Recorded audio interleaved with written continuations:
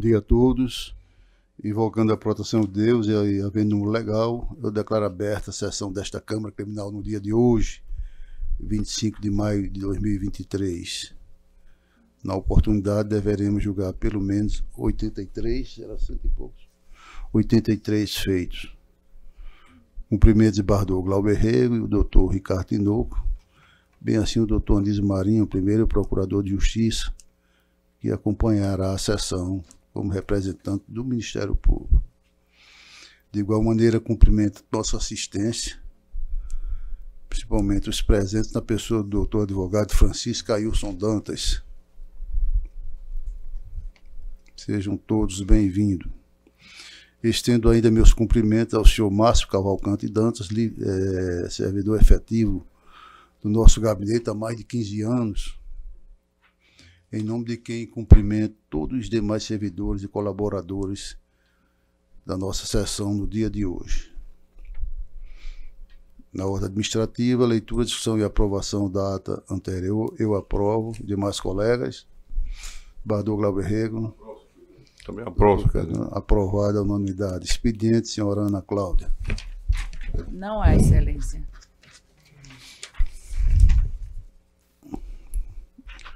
Rememoro o pedido aos senhores advogados, principalmente aqueles que vão participar por videoconferência, no sentido de observar as vestes no caso a beca, a ambientação adequada ao próprio momento solene e também o uso de linguagem adequada à sessão. Desde logo quero agradecer ao doutor Anísio Marinho, primeiro procurador de Justiça, por sua participação nesses últimos 2 meses aqui conosco, honrando essa composição, e a sua excelência que está terminando, né, o seu período. Desde já, nosso muito obrigado. Ainda indicações de proposta, passo a palavra ao desembargador Glauber Rego. Senhor presidente, dar as boas-vindas à desembargadora Lourdes de Azevedo, que nos honra aqui com a sua presença, e também agradecer o doutor Anísio Marinho, que por 2 meses esteve conosco aqui na Câmara Criminal e que certamente irá retornar nesse rodízio, que é uma prática comum no Ministério Público. O Anísio, sempre que passa aqui na Câmara Criminal, agrega a sua experiência, o seu conhecimento aos trabalhos aqui realizados. E, senhor presidente, também fazer uma proposição. Hoje é o Dia Nacional da Adoção. E eu tive a felicidade, enquanto vice-presidente, substituindo o nosso presidente na abertura na última segunda-feira da 9ª Semana Estadual da Adoção. Então, a importância dessa matéria, né, não só para o judiciário, mas para a sociedade, e a figura destacada, nosso magistrado, Dr. José Dantas de Paiva, que na sua carreira, eu imagino, eu estive conversando com ele e ele me disse que mais de 25 anos dedicados a essa causa. Ele que o faz com brilhantismo e com um destaque nacional. Então, na sua pessoa, se Vossa Excelência permitir, o doutor Ricardo também, fazer aqui esse destaque e essa proposição para que seja Sua Excelência informado desta moção que proponho, de congratulações ao trabalho por ele realizado e desejando sucesso aí nesta semana que está em curso, a 9ª Semana Estadual da Adoção. Uma matéria que, como é dito, inclusive no slogan que foi apresentado, o desembargador Lourdes de Azevedo estava presente lá na ocasião, requer um amor, né, de todos aqueles que participam. E quebrando tabu, né? Eu me recordo muito de que, na minha infância, quando se falava de adoção, tinha muito um destaque discriminatório, é filho adotivo e tal. E hoje nós não percebemos mais isso. Eu tenho familiares que são membros da família, Então, o mais importante, que não é uma ação de caridade, é uma ação de amor. É uma ação que agrega, que coloca no seu familiar e que dá uma maior consistência neste ambiente. Então, senhor presidente, são estas as minhas proposições. Eu não só aprovo, como me utilizo da argumentativa trazida por Vossa Excelência. Realmente, o Dr. Zé Dantas tem uma participação efetiva desde pequeno, né, na área. O juiz muito atuante, tem estimulado muito e, graças a Deus, o resultado tem sido muito positivo.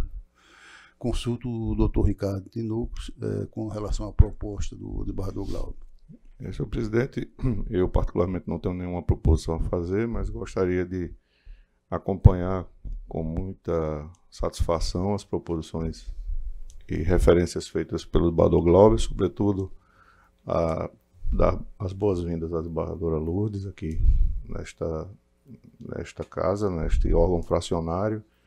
Agradecer também a participação efetiva do Dr. Anísio, que muito abrilhanta os trabalhos aqui de julgamento dos recursos interpostos perante esse órgão. E com referência à Semana da Adoção, o que o desembargador Glauber disse já é absolutamente suficiente. Foram colocações muito felizes, como sempre. E eu gostaria só também de aproveitar o ensejo para enaltecer a figura do colega José Dantas, que é um exemplo para toda a magistratura de primeiro grau. Ele sabe disso, eu já tive a oportunidade de dizer pessoalmente a ele que não são poucas as gerações de juízes que vieram depois da dele, que se espelham no exemplo de probidade, de dignidade, de correção, que ele difunde por onde passa. Então é um colega que realmente merece todas essas referências já feitas pelo desembargador Glauber, que aqui agora eu tenho muita alegria de também poder secundar. Era só, senhor presidente. Pois não, senhor. São propostas aprovadas. Excelência, pela ordem, gostaria de me associar a todas as proposições e lembrar que na questão da adoção, a figura emblemática de São José, pai adotivo de Jesus. Né? Perfeitamente, excelência. Então, proposta aprovada à unanimidade. Concedo a palavra ao doutor Anísio para alguma colocação que tenha a fazer. Obrigado, excelência.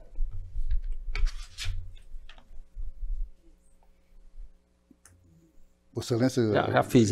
Obrigado. Ok.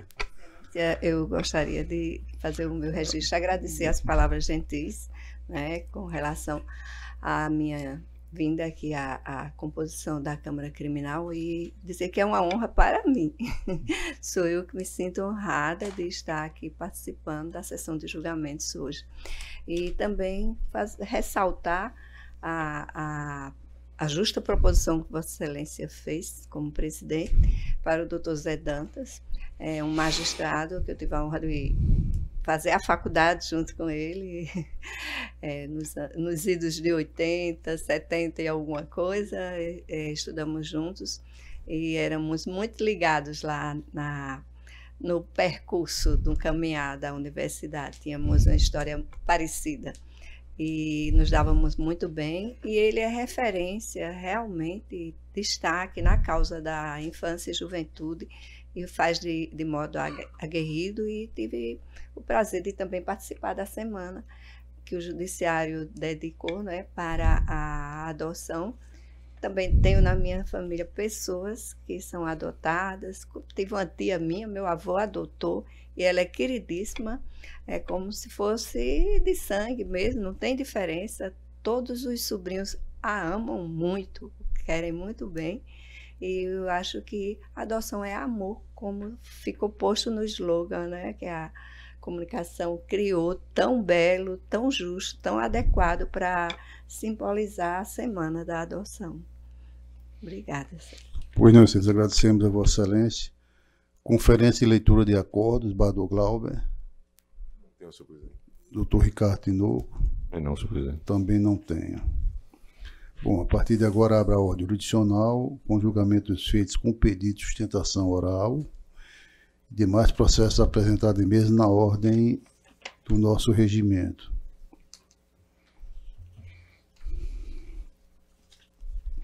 Quero aproveitar agora sim para agradecer a presença da desembargadora Lourdes Azevedo, realmente sempre honrando essa corte com a sua presença, com seus votos bem delineados. E existindo 3 processos nos quais Sua Excelência funcionará, em razão do meu impedimento, eu vou passar a presidência para o desembargador Glauber Rego. Pois não, senhor presidente. Recebo com muita honra e faço aqui o pregão do primeiro, o apelo criminal número 800758, distrito 21, ano 2021. Apelante Francisco de Assis da Silva, advogado Dr. Alan Cleito Pereira de Almeida, apelado Ministério Público, relator Dr. Ricardo Tinoco, eu sou o revisor, e vogal a desembargadora Lourdes de Azevedo, suspeição afirmada pelo desembargador Saraiva Sobrinho. Processo em mesa, doutor Ricardo? Em mesa. Doutor presidente, por gentileza, bom dia. Bom dia. Eu tenho uma questão de ordem a suscitar. Pois não. Neste caso, Excelência, a defesa interpôs um recurso de apelação, dentro do qual existe também um pedido de concessão de habeas corpus. Eu não sei, eu nunca vi situação semelhante aqui no tribunal, então eu não sei como é que fica a questão relativa ao tempo para o exercício da ampla defesa por meio da sustentação oral. Então, eu queria que Vossa Excelência avaliasse essa situação, concedendo um pouco mais de tempo à defesa. Muito obrigado, Excelência. Pois não. Eu submeto ao colegiado a questão de ordem suscitada, compreendendo que trata-se de um apelo criminal cujo tempo em nosso regimento é de 15 minutos. A matéria pedido de liberdade faz parte do pedido e assim compreendo e como vota na questão de ordem o Dr. Ricardo Tinoco. Senhor presidente, o que está pautado é, de fato, o julgamento do apelo. Então, eu concordo com Vossa Excelência com relação à fixação dos 15 minutos. Desembargadora Lourdes. Da mesma forma, Excelência, é uma apelação que está pautada. Perfeito. Então, doutor Alan Cleito, Vossa Excelência tem até 15 minutos. Muito obrigado, Excelência.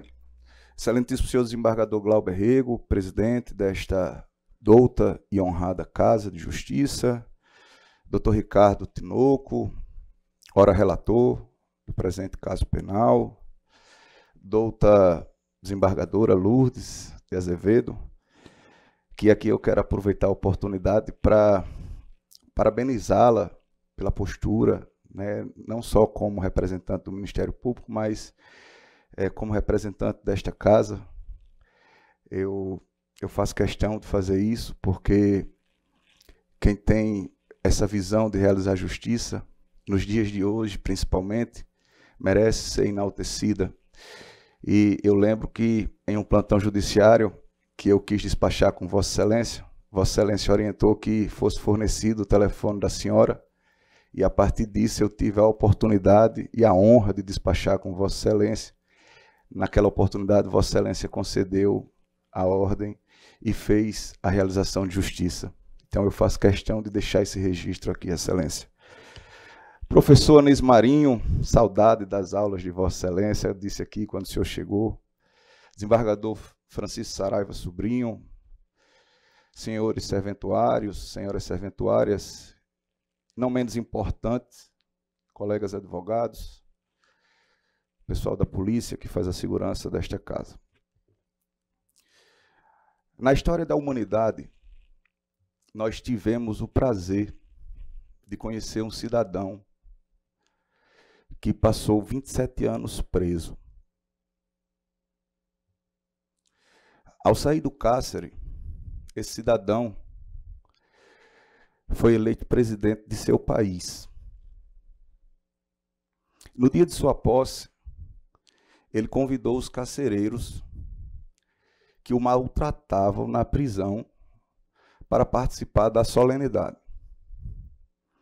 Indagado por que ele fez isso, ele disse que queria que os carcereiros percebessem que ele era humano. Eis uma das grandes lições de Nelson Mandela, que fica para todos nós. Precisamos olhar para o nosso semelhante como humano. E é imbuído desse pensamento, e é partindo dessa premissa, que essa defesa inicia esse trabalho. Trata de uma condenação contra Francisco de Assis da Silva, que exerceu por 37 anos a função de policial militar do estado do Rio Grande do Norte. A condenação ela foi estabelecida no sentido de que houve a tipificação do crime de venda de arma de forma ilegal. É o tipo do artigo 17 da Lei de Regência do Estatuto do Armamento. Antes de discutir mais sobre essa questão, Excelências, eu peço venha para tratar de situações igualmente relevantes sobre esse caso. A base probatória da exordial de acusação foi a realização de interceptação telefônica, a partir do que todo o corpo probatório foi produzido e acabou, ao final do caso penal, gerando a condenação objeto do presente recurso. No sentido dessa defesa, essa interceptação telefônica não foi uma medida contemporânea. Explico, em resumo, em razão do escasso tempo para fazer essa defesa. Os crimes naquela época apurados, eles teriam sido praticados, de acordo com a investigação, em dezembro de 2018 e em fevereiro de 2019. Na época, a investigação cuidava de 2 homicídios que teriam ocorrido na região agreste do nosso estado. E aí, vejam, Excelências, o pedido de interceptação telefônica somente foi feito dia 30 de outubro de 2019, ou seja, mais de 8 meses após a ocorrência do último crime. E a decisão que deferiu a interceptação telefônica somente foi prolatada no dia 4 de novembro de 2019. Ora, Excelências, como que uma medida cautelar, que é a interceptação telefônica, pode ser deferida mais de 8 meses após o crime? Não existe contemporaneidade. Aliás, não existe nem a possibilidade de atingir os fins da legislação. E aí, nós podemos concluir com toda tranquilidade que, além da ausência de contemporaneidade, ficou patente que essa medida foi determinada com o fim de realizar pescaria probatória, o que é vedado por toda a jurisprudência do nosso país. Eis o primeiro ponto que leva essa defesa a dizer que a interceptação telefônica constitui medida ilegal. Chegamos a um segundo ponto, Excelências, que trata do argumento no sentido de que essa interceptação ela não era o único meio de prova possível de ser realizado.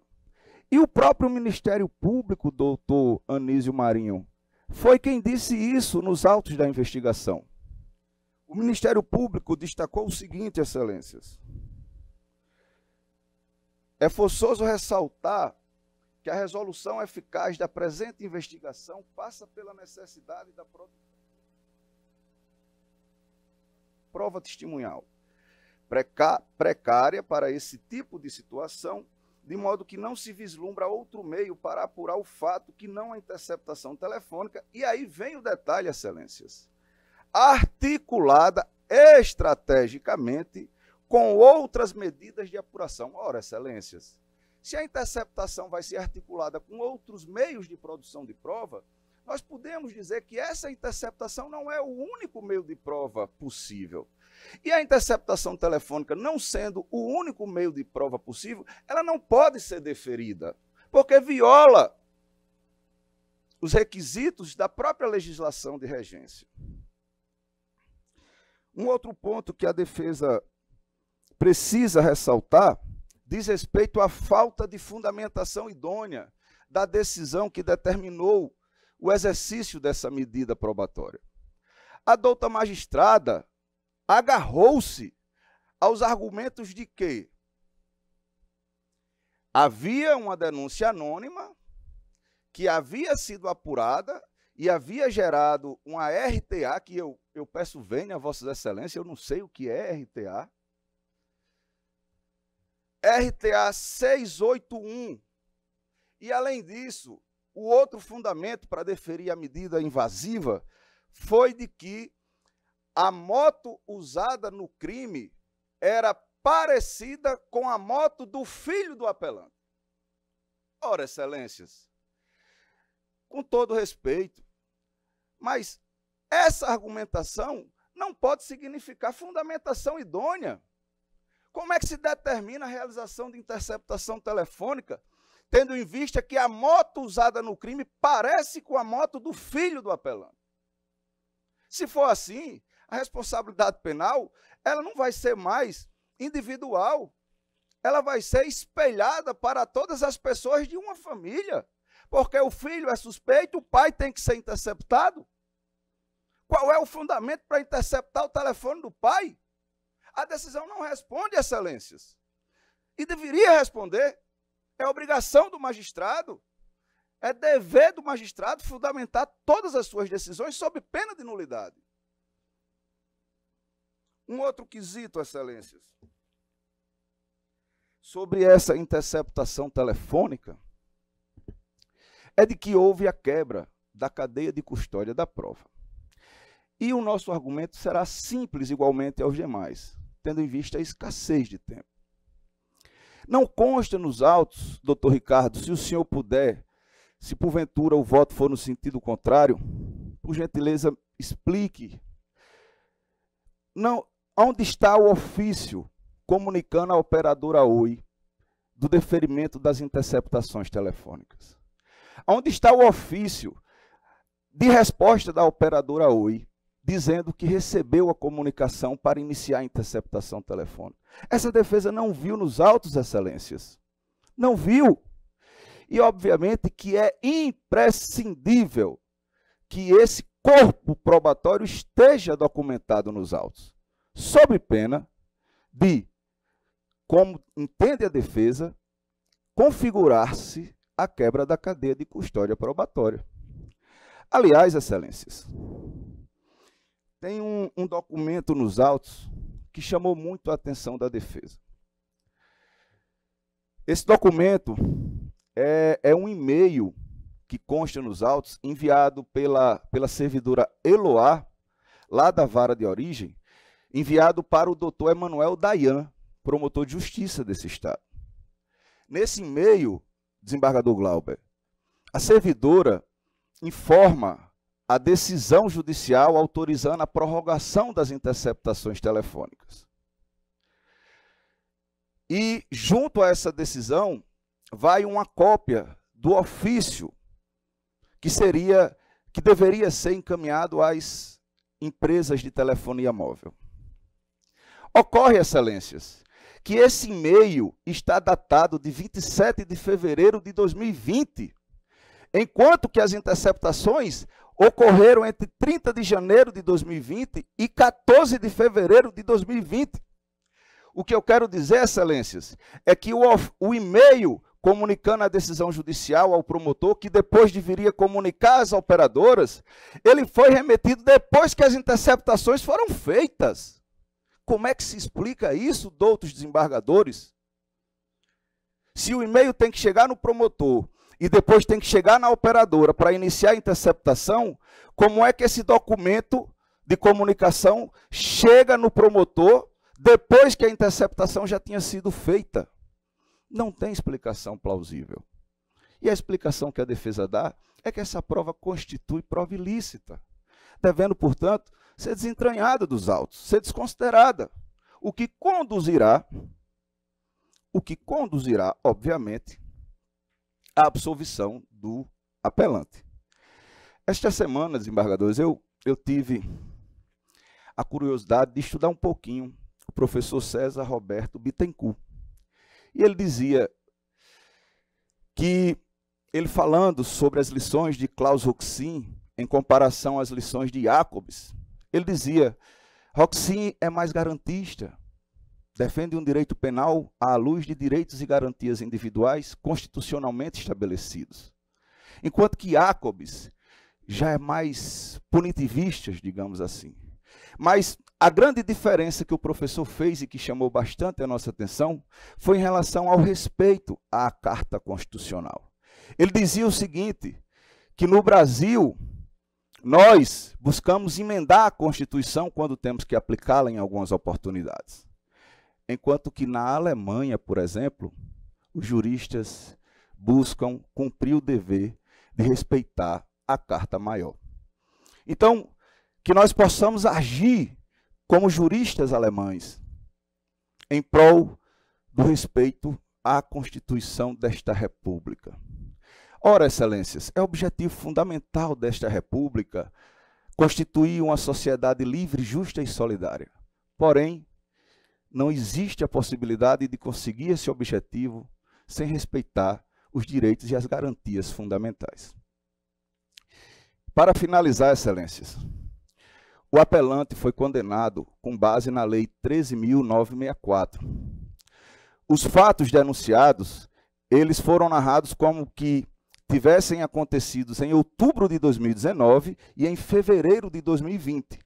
Foram dois fatos que, no final, geraram a condenação por um crime. No espaço de tempo entre esses fatos, entre essas datas, houve a mudança legislativa e essa mudança trouxe prejuízo ao réu.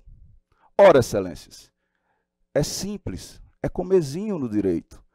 No direito penal, a lei mais prejudicial não pode ser aplicada em prejuízo do réu. Ela não pode retroceder para prejudicar o réu.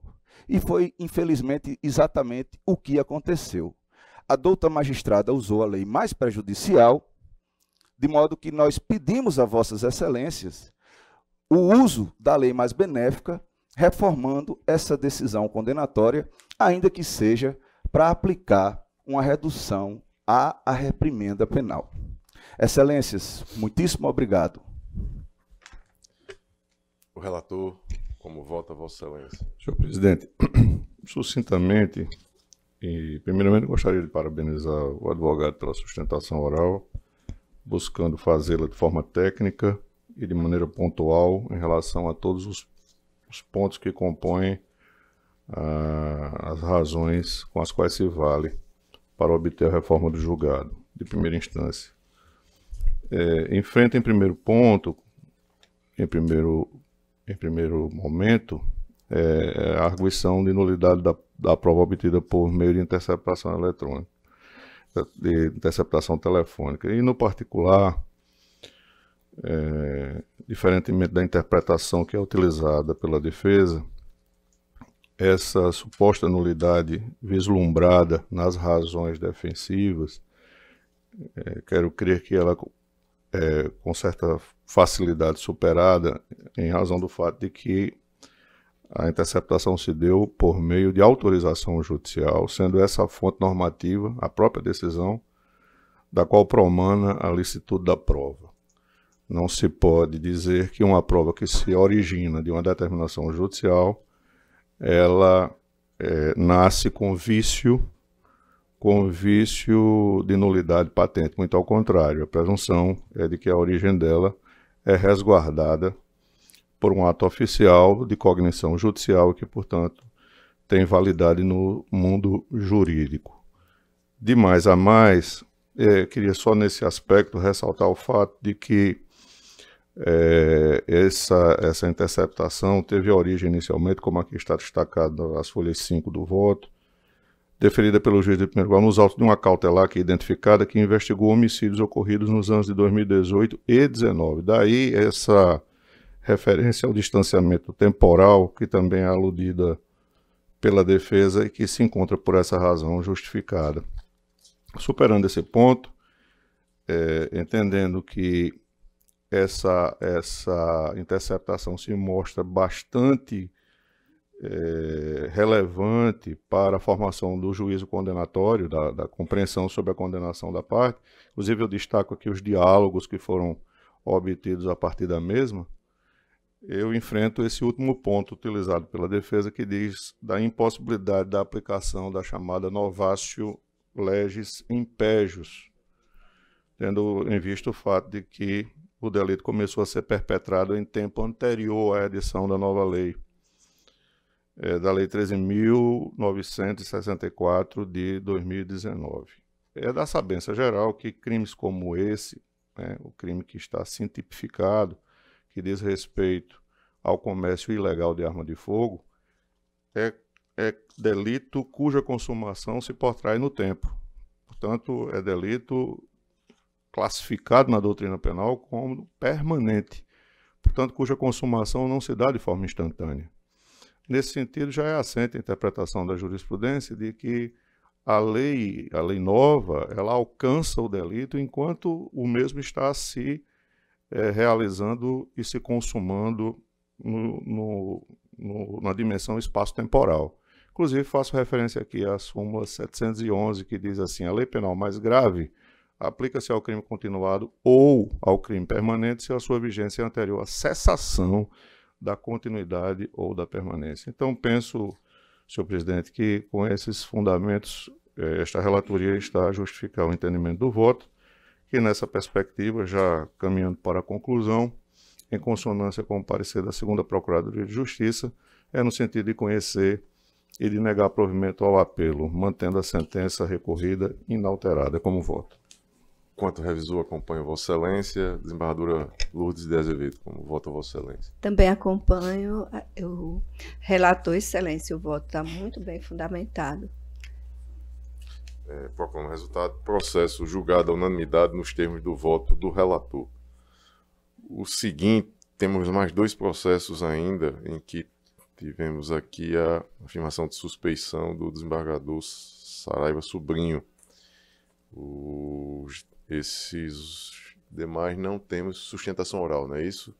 Então, vou fazer aqui o pregão, é o habeas corpus número 80-3943, diz 57, ano 2023, impetrante Dr. Vinícius Bezerra Pisol, paciente Ana Paula da Silva Nelson, autoridade coatora, juiz de direito da unidade judiciária de delitos de organizações criminosas, o Judocrim, relator Dr. Ricardo Tinoco,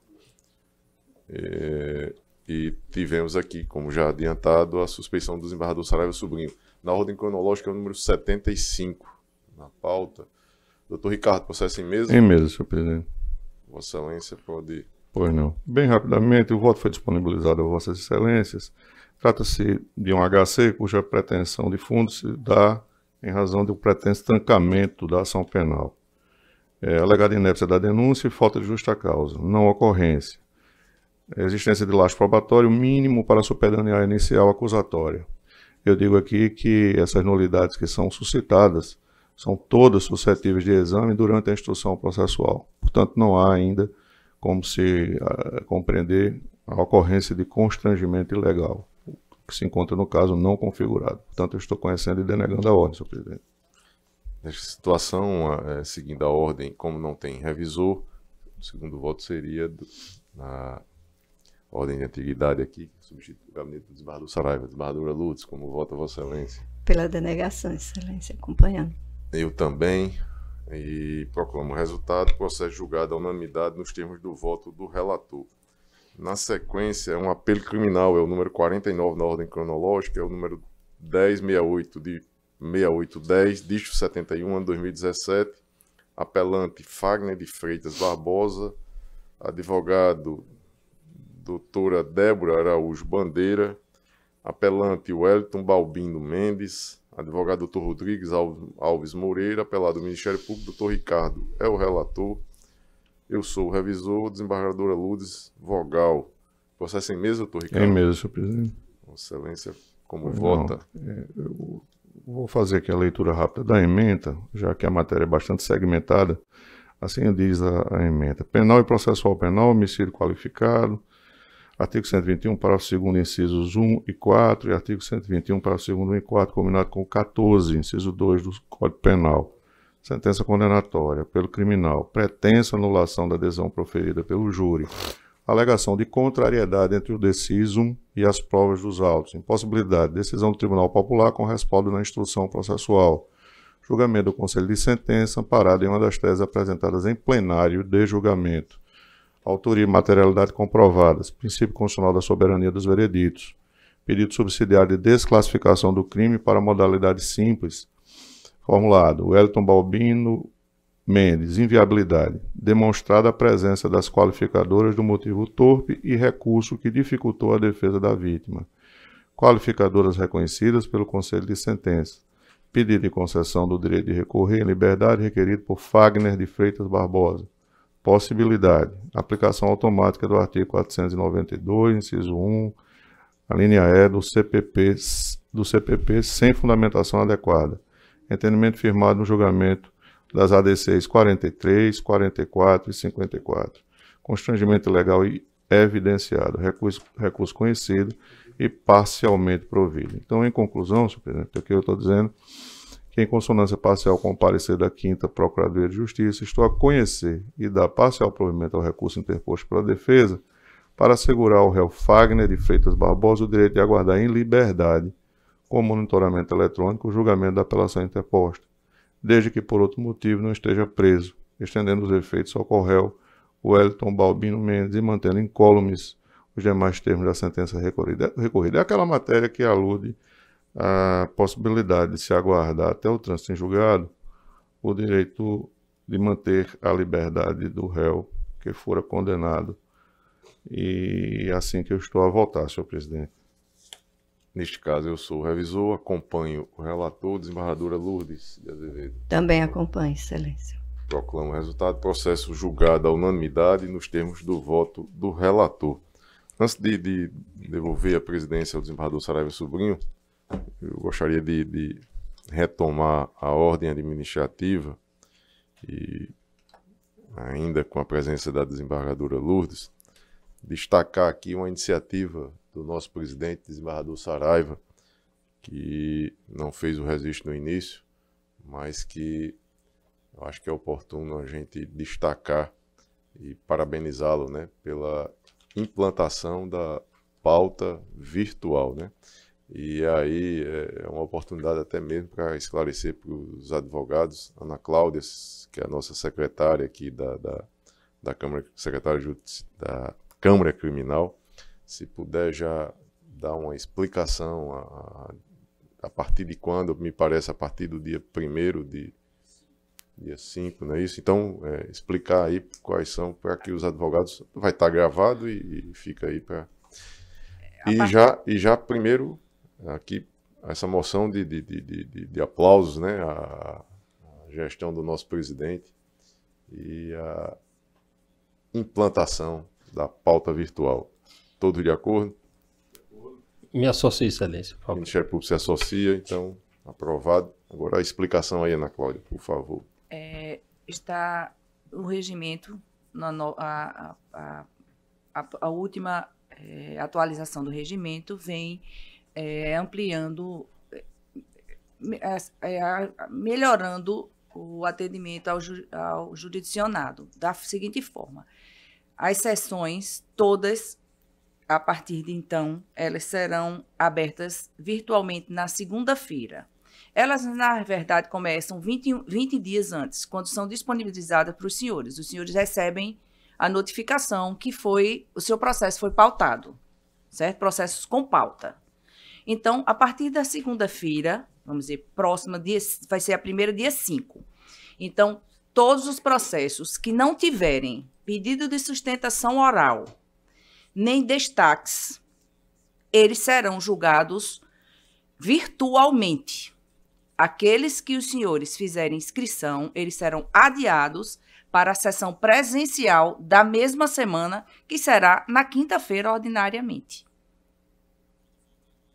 Perfeito. Entendido? Sim, e também nos moldes como é realizado nas câmaras cíveis. As câmaras cíveis já funcionam Dessa assim. maneira. Então, por isso que houve atualização no regimento, trazendo a forma... E também a questão do pedido da sustentação oral é sustentação importante oral. destacar.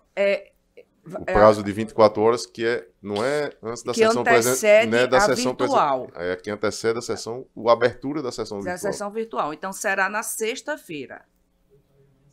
8 horas da manhã da sexta-feira, que antecede a sessão virtual. Que tem início na segunda-feira. Que tem início na segunda-feira. A sessão virtual ela fica aberta na segunda e encerra na própria segunda. Não. A virtual é a sexta. Ela encerra na sexta, não? Não, na própria segunda. Então ela inicia na segunda. Ela inicia 20 dias antes. No dia que o processo é colocado, é pautado, a sessão se inicia. Os senhores podem votar na sessão. Ela finaliza na segunda. Certo. Na segunda, no caso, nós estamos realizando a sessão hoje, quinta-feira. Ela que foi pautada já há 20 dias, esta sessão. Exatamente. Então, os virtuais encerram na segunda-feira que tem início a sessão. Exatamente. E exceto os habeas corpus. Todos eles serão julgados de forma presencial. Todos eles serão julgados em forma presencial e nós pedimos que, se puderem, façam inscrição, porque para a organização da Câmara é melhor. Perfeito. Muito obrigada. Doutor Ricardo, alguma... Não, senhor presidente, só elogiar também a iniciativa que vai agilizar e tornar mais prático o processo de julgamento de todos os feitos. Perfeito. Agora sim, agradecendo a desembargadora Lourdes mais uma vez.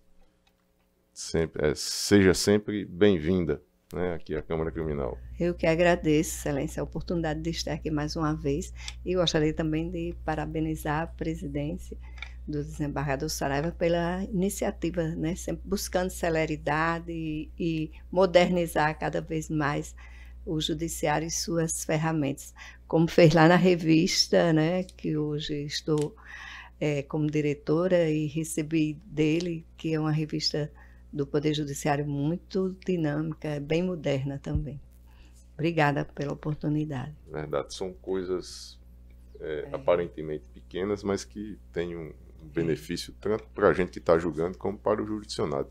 O volume de processos aqui na área criminal, na Câmara Criminal, se avolumou de uma maneira que estava ficando inviável. Então, parabéns, desembargador Saraiva, e eu devolvo a presidência a Vossa Excelência.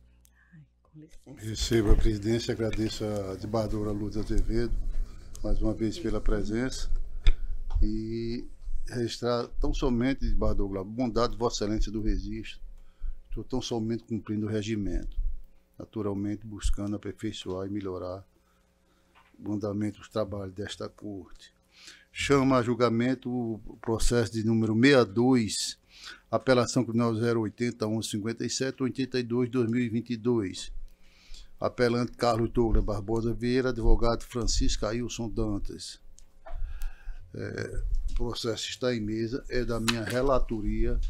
Eu gostaria tão somente de antecipar para o advogado que nós estamos dando provimento parcial no sentido de redimensionar as penas corpóreas aplicadas, no sentido de que a pena definitiva para o tráfico resultou em 1 ano, 10 meses e 20 dias de reclusão e 1 ano de detenção quanto ao artigo 12 da Lei 10.823, ambos em regime aberto. E em consequência dessa mudança, Excelência, eu digo, por conseguinte, diante da literalidade do artigo 44 do Código Penal, proceda a permuta das reprimendas corpóreas por 2 restritivas de direito a serem estabelecidas pelo juiz executório. Não sei se se atende à pretensão de Vossa Excelência enquanto advogado. Vossa Excelência tem a palavra por até 15 minutos. Desembargador Saraiva, desembargador Glauber Rego, desembargador Ricardo de novo. Primeiramente, saudar a todos eles e o doutor procurador de Justiça, doutor Anísio Marinho, honrado em encontrá-lo nesse colegiado. Aos colegas advogados, os demais serventuários da Justiça e senhores aqui presentes. Excelência, inicialmente minhas considerações se dão em congratular-te pela essa inovação com relação a essa situação da pauta virtual e o desenvolver, como disse a nobre relatora aqui, buscando uma ampliação e uma melhoria do Poder Judiciário. Quero oportunamente também congratular-me com o doutor Glauber Rego quando trouxe a inovação da sustentação oral no agravo em execução. Digo isto porque a arma do advogado é a oratória, é a palavra. Portanto, parabenizo, sem nenhum demérito, ao doutor Ricardo Tinoco, o presidente do colegiado, doutor Francisco Saraiva Sobrinho, e o doutor desembargador, doutor Glauber Rego. Doutor Saraiva, a defesa entende que alcançou sua pretensão, portanto, dispensa a sustentação e vou me acostar à decisão de Vossa Excelência. Agradecemos a Vossa Excelência pela sensibilidade e anunciar que meu voto foi acompanhado à unanimidade. Então, a proclamação, provavelmente parcial. Obrigado a todos e um bom dia. Nós que agradecemos a Vossa Excelência. O seguinte é o 16, também da minha relatoria, apelação criminal 0800-95679, 2021, apelante Ministério Público, apelado Marcos Antônio Lopes, advogado Dr. Edilberto Rodrigues Afonso Smith Júnior. Da mesma forma, Excelência, eu estou antecipando o resultado, que está o nome também, Daniel, pelo desprovimento do recurso ministerial. Vossa Excelência dispõe de 15 minutos para a sustentação ou manifestar. Obrigado, Excelência. Primeiro, dizer que é uma satisfação estar retornando após 3 anos aqui, fisicamente e presencialmente na Câmara Criminal. Estava com saudade desse ambiente. Tantos servidores aqui que há tantos anos de tanta labuta nesse tribunal, a gente vem se reencontrar hoje pessoalmente. Estou muito feliz de estar aqui nessa casa.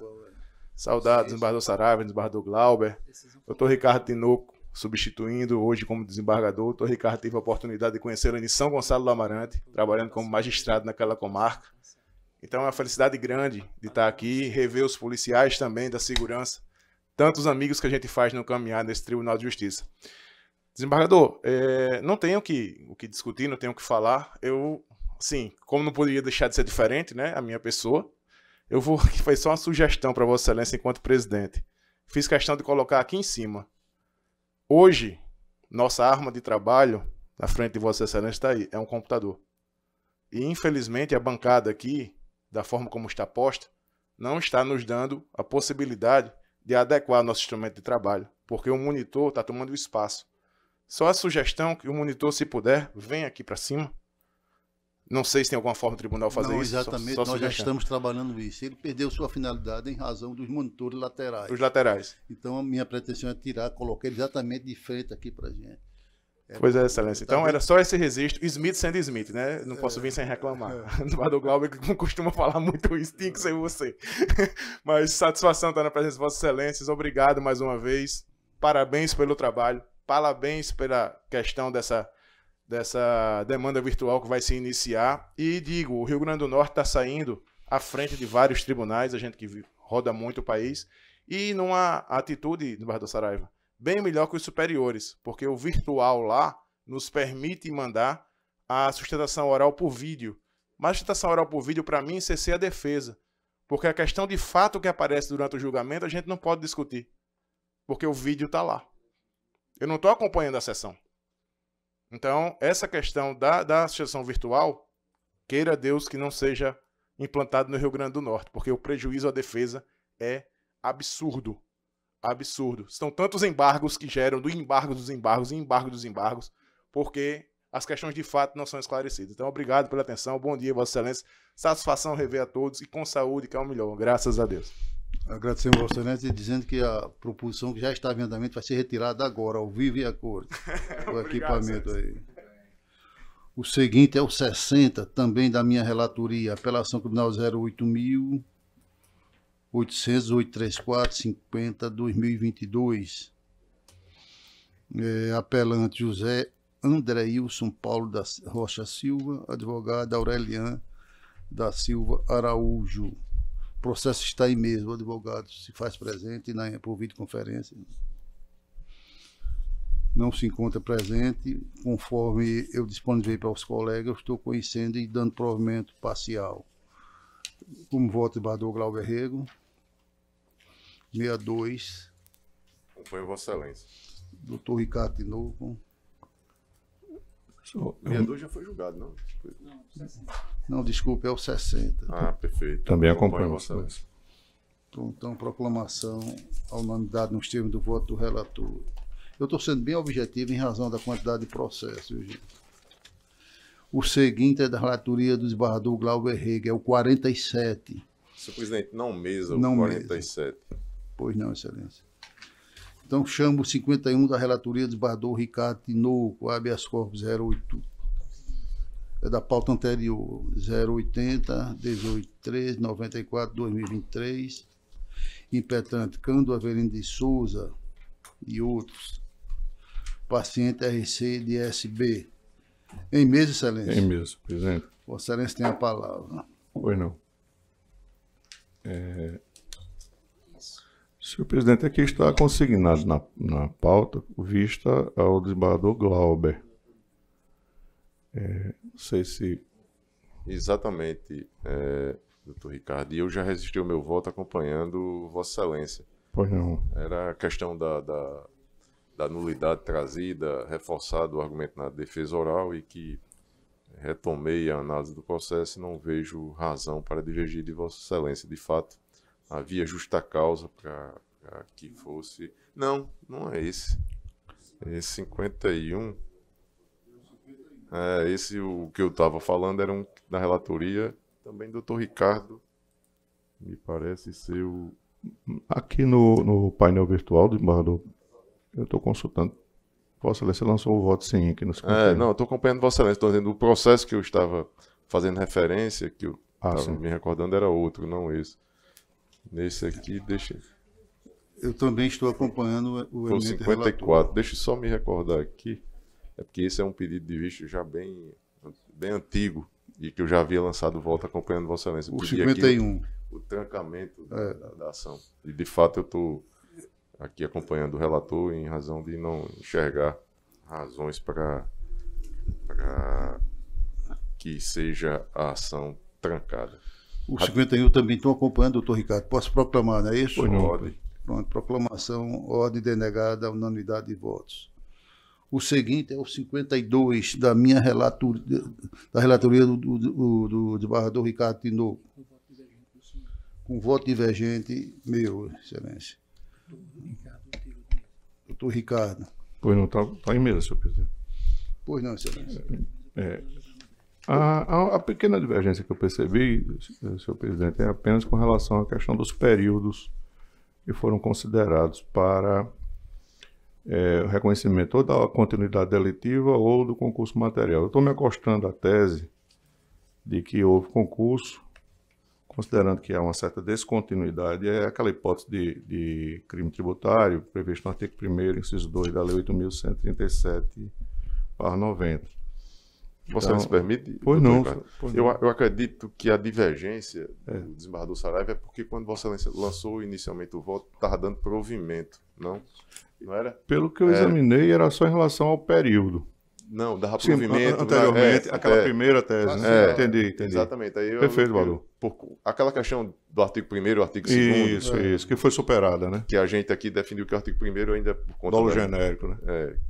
Só o genérico é suficiente. Perfeito. E aí, Vossa Excelência trazia nesse caso, por isso que eu não resisti ao meu voto aqui. E agora imagino que também o desembargador Saraiva deve acompanhar o relator, porque a divergência era somente nesse sentido, se era provido ou não. Eu estou desprovendo ambos os recursos, excelência. Mas o provimento do doutor Ricardo agora é parcial, tão somente na questão da dosimetria. Eu não sei se Vossa Excelência havia analisado essa... Analisei, excelência. Eu pedindo venho, então, a divergência, eu vou acompanhar o relator. Inicialmente, eu até havia registrado meu voto também contrário ao do relator, mas em face dos ajustes aqui formulados, eu acompanho o relator pedindo venha a divergência. Pois não, excelência. Então, eu proclamo que o recurso foi provido parcialmente, por maioria, com a divergência do desembargador Saraiva Sobrinho. Ok? 52. Seguinte, o 53 é da minha relatoria. Apelação criminal 011-6625-2018. Apelante Alisson Dantas dos Santos, advogado Vinícius Augusto. Esse feito está com pedido de vista do desembargador Glauber Rego. Exatamente, senhor presidente. E este é o que eu havia me referido na primeira ocasião aí da pauta anterior. Eu pedi vista em razão da alegação já feita na apelação, reforçada aqui na tribuna, da questão da nulidade em razão da invasão de domicílio. E, de fato, o voto de Vossa Excelência é bastante esclarecedor. Havia justa causa para a atitude da autoridade policial, de modo que eu não enxergo nulidade alguma e já registrei o meu voto acompanhando Vossa Excelência. Pois é, doutor Ricardo. Então, proclamação unanimidade e recurso conhecido e provido parcialmente. O seguinte é também da minha relatoria. Apelação criminal 080-3938-42-2020. Apelante JCS da S. Advogado Aldiberto de Alencar Coelho, apelado Ministério Público, também está com vista ao desembargador Glauber Rego. Senhor presidente, não mesmo, esse processo eu estou com dificuldade, já desde o primeiro momento ele foi baixado em diligência por questão das mídias que estavam, na minha visão, imprescindíveis para a realização do julgamento. Foi retomado aqui o julgamento e eu não estou conseguindo visualizar. Inclusive o gabinete entrou em contato com o gabinete de Vossa Excelência, foi passado os ideias, mas falha minha talvez, não sei. Eu não estou conseguindo visualizar, mas vou tentar nesta semana fazê-lo e então, para o momento, não mesa, senhor presidente. 54 não mesa, senhor presidente. Pois não, excelência. 55 ao 58 e mais o 63, né? É uma matéria bem comum, não é? O 56 eu sou relator. Cadê, Daniel? Todos esses são da declaração do desembargador Glauber está divergindo, está sendo acompanhado pelo desembargador Dr. Ricardo Tinoco. É isso mesmo, excelência? O desembargador Glauber confirma. Sim, senhor presidente. Essa questão, de fato, acredito que a Câmara Criminal ela tem sido bastante compreensiva nessa matéria. No entanto, o caso concreto chamou a minha atenção e desde o primeiro momento eu já trouxe o voto aqui à Câmara no sentido de dar provimento ao recurso do Ministério Público. Na ocasião do julgamento aqui dos processos relatados por Vossa Excelência, um equívoco e eu havia registrado acompanhando o voto que havia negado provimento trazido por Vossa Excelência. Agora, nos embargos de declaração, me parece ser o caso desses 4, não é isso?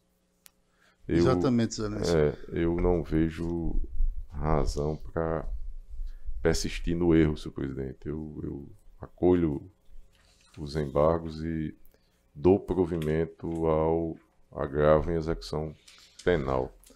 A minha preocupação, se você permite, Pois não. é que essa matéria está sendo enfrentada em embargo.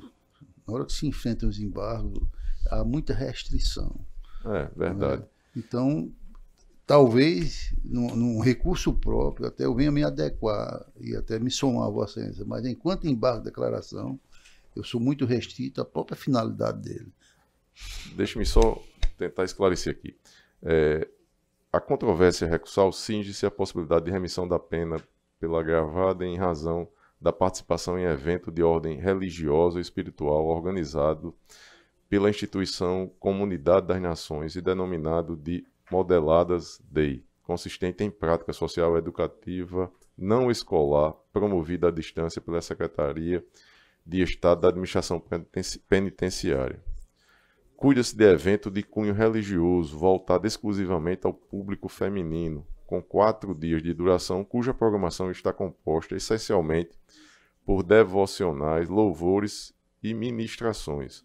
Ocorre que, nada obstante se tenha constado a relação de participantes do evento, com as devidas assinaturas, além de depoimentos das reeducandas sobre o que aprenderam durante o evento, não se desincumpriu a defesa do ônus de comprovar convênio com o poder público, a carga horária efetivamente cumprida, a forma de ministração dos cursos e de avaliação, dentre outros, de maneira que se pudesse aferir a obediência aos requisitos do artigo 2º, inciso 2 e artigo 4º da Resolução 391/2021 do CNJ. Ao contrário, a própria administração reconheceu, em caso análogo, que o evento não emite certificado de participação. E aí eu trago o processo de referência da minha relatoria em que eu havia dado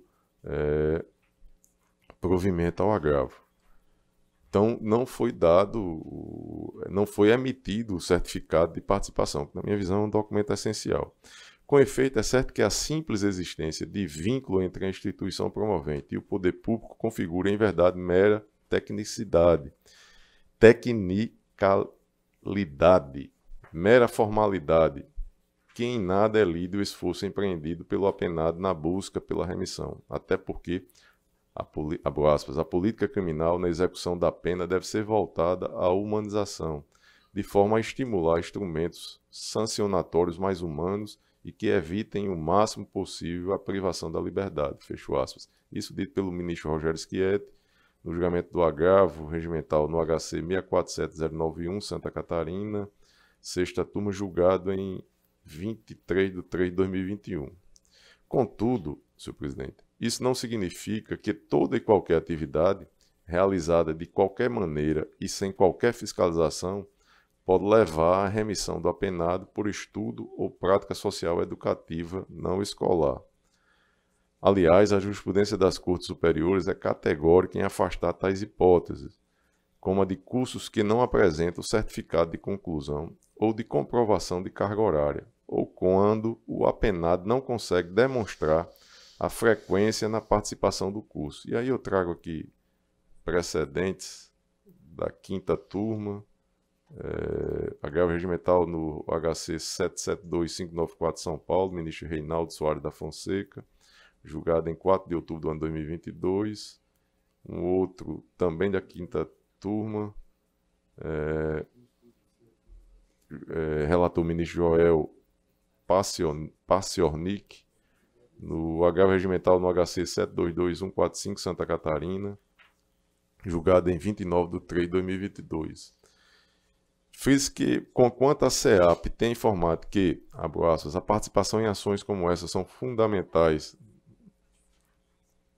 no sentido de assistir aos privados de liberdade com projetos de integração social, uma forma da Secretaria de Estado da Administração Penitenciária cumprir com sua missão junto à execução penal, cujo objetivo é efetivar as disposições de sentença ou decisão criminal e proporcionar condições para a harmônica integração social do condenado e do internado, fecho aspas, tal qual previsto no artigo 1º da LEP. Não consta nos autos informações de que o evento faça parte efetivamente do projeto político-pedagógico da unidade ou do sistema prisional local. De mais a mais, cumpre consignar que não se desconhece o posicionamento desta Corte de Justiça em casos de cursos ofertados por instituições não conveniadas à CEAP, nos quais tem se concedido a remissão pelo estudo. Isso aqui para ficar claro, senhor presidente, que não é somente a questão do convênio, da ausência do convênio, mas sim, o que se vê no caso concreto é a questão do certificado da carga horária que não ficou aqui esclarecido. Digo mais, naqueles casos, ao exemplo dos cursos ofertados pela Escola de Cursos Online, ESCOM, Nada obstante a ausência de convênio, as atividades educativas desempenhadas pelo apenado são efetivamente integradas à rotina da unidade prisional, integralizadas por meio do laboratório de computadores ofertados pela unidade e contam com a fiscalização não apenas da instituição de ensino, mas também dos policiais penais, sem falar na emissão de certificado de conclusão. No caso concreto, nem tem certificado, nem tem fiscalização. E aí eu trago aqui comentários, que peço permissão para não lê-los. Então, como se pode observar, na hipótese em apreço, o evento, embora louvável, além de ser essencialmente de cunho religioso, não ficando evidenciado nos autos ainda que houvesse a participação de alguma instituição de ensino reconhecido, não disponibiliza grade curricular ou até mesmo certificado para que se possa aferir as práticas sociais educativas não escolares, de modo que não atenda aos requisitos legais e regulamentares. Não diferente, aliás, entende o STJ, o qual, embora admita a remissão através de analogia, abarcando atividades não expressas do texto legal, entendeu não se estender ao caso de seminário religioso, que me parece muito próximo do caso concreto. Aqui no julgamento do agravo regimental, no recurso especial 16.16.049, origem no Paraná, relator ministro Félix Fisch, na 5ª turma, julgado em 27 de setembro do ano 2016, naquilo que interessa de Sua Excelência. Agravo regimental no recurso especial, execução penal, remissão da pena, frequência a seminário religioso, impossibilidade, ausência de previsão legal, remissão da pena pela leitura, ausência dos requisitos, agravo desprovido. Não seria nem mesmo, digo eu, o caso de remissão da pena pela leitura. O artigo 5º da Resolução 391/2021 considera que, abre aspas, terão direito à remissão de pena pela leitura as pessoas privadas de liberdade que comprovarem a leitura de qualquer obra literária, independentemente de participação em projetos ou de lista prévia de títulos autorizados. Fecho aspas. Logo, não tendo sido comprovada na espécie a leitura de obra literária, tampouco se poderia aplicar o referido dispositivo à hipótese em análise. Assim, sintetizando todo o exposto, entendo que, embora mera falta de vínculo da instituição de ensino com o poder público não possa desconstituir a remissão alcançada pela apenada, no caso dos autos não ficou caracterizado de qualquer forma. A exemplo do certificado de participação, convênio entre instituição de ensino, controle efetivo de frequência e de carga horária, grade curricular, etc., o cumprimento dos requisitos estabelecidos na Lei de Execuções Penais e na Resolução 391/2021. E aí, para fechar, senhor presidente, naquilo que Vossa Excelência fez o destaque, insubsistente, portanto, ao meu sentir, a conservação dos dias remidos em favor da gravada, entendendo pelo provimento do recurso ministerial, pelo provimento e reforma da decisão combatida. Então, conheço e acolho os embargos de declaração para corrigir a omissão. Eu não, no meu voto que registrei quando acompanhei Vossa Excelência, eu fui omisso em não apresentar os fundamentos do meu voto, e ratificando minha posição já registrada em outras ocasiões, eu dou provimento ao agravo em execução, anulando a homologação da remissão concedida na sentença hostilizada em virtude da participação no evento religioso modeladas dei. Então, peço desculpas aí por ter me estendido, mas são vários processos e, como disse Vossa Excelência, trata-se de embargos, mas só deixando claro, e em face da omissão na fundamentação do meu voto, eu aqui agora faço essa complementação e, com estes fundamentos, pedindo venha a Vossa Excelência, eu acolho os embargos para, suprindo a omissão, dar provimento ao agravo em execução penal, senhor presidente. É o meu voto. Eu gostaria de não polemizar, mas ao enfrentar a matéria também agravo de execução da relatoria de Vossa Excelência, no qual eu desprovi eu trouxe à baila exatamente o entendimento também do STJ, ainda que seja no ano 2017, onde o ministro Sebastião Reis, da 6ª turma, traz um argumentativo interessante.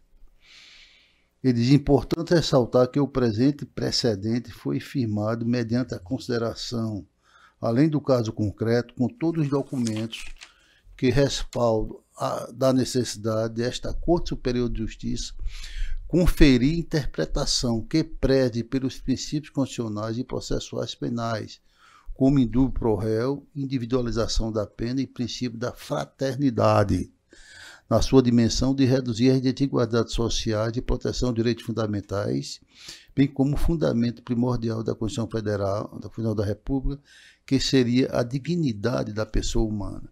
Então, Sua Excelência traz exatamente o argumentativo nesse sentido. E nessa oportunidade eu disse: entendo, pois, que limitar a benesse por estudo das instituições conveniadas com o poder público, leia-se unidade prisional, artigo tal, seria conferir vida ao formalismo em detrimento da mens legis, fomento à factual ressocialização. Daí penso-se acertado o entendimento adotado pelo juiz executório, no caso Mossoró, reconhecendo em favor da interna o decódigo punitivo pela presença do curso Modeladas Dei, estando essa linha intelectiva, é meu pensamento, reitero, compatível com a exegese do artigo 126 da LEP. A propósito, eu trouxe essa argumentativa agora também do ministro Reinaldo Soares. Diz Sua Excelência: processo penal, agravo regimental, no habeas corpus, execução penal, remissão por estudo, limite, atividade escolar, tempo que excedeu a carga de 4 horas diárias, que deve ser computado para remir a pena, isonomia com a hipótese de remissão por trabalho, agravo regimental não provido. Sua Excelência aborda exatamente esse questionamento, isso agora em 2022. Quando ele diz, resumidamente, não se mostra plausível admitir-se hora extra na remissão pelo trabalho e negá-la quanto a remissão é feita por meio do estudo, que é exatamente a hipótese dos autos. Digo eu, é preciso registrar ainda ter sido o evento SUSO capitaneado pela própria Secretaria de Estado da Administração. Não foi a entidade que teve iniciativa por interesse de outros, foi a própria Secretaria de Estado da Administração que buscou esse curso, conforme se apura do Memorando Circular 63/2002 CEAP, inexistindo qualquer referência a projeto exclusivamente religioso, como se vê do item 10 do edital. O que diz o item 10? A participação em ações como essas são fundamentais no sentido de assistir aos privados de liberdade com projeto de integração social, uma forma de a Secretaria de Estado da Administração Penitenciária cumprir com sua missão, junto à execução penal, cujo objetivo é efetivar as disposições de sentença ou decisão criminal e proporcionar condições para a harmônica integração social do condenado e do internado, tal qual previsto no artigo 1º da LEP. Já finalizando, eu disse de mais a mais, ressaltando seu caráter pedagógico religioso, o tratamento ocorreu em 4 dias, não foi 4 meses nem 4 anos. Com controle de frequência, houve sim, havendo o próprio ente estatal, CEAP, no seu artigo 6º do expediente de reciprocidade, prevista a remissão em destaque. Nesse sentido, pontuou a douta julgadora, a juiz de execuções de Mossoró. No caso dos autos, compreendo que a penada não pode ser prejudicada com o indeferimento da remissão pelo estudo, vez que comprovou não somente a participação em curso no interior da unidade prisional, foi um curso no interior da unidade, mas também a carga horária realizada, estando, portanto, em conformidade com a legislação pátria.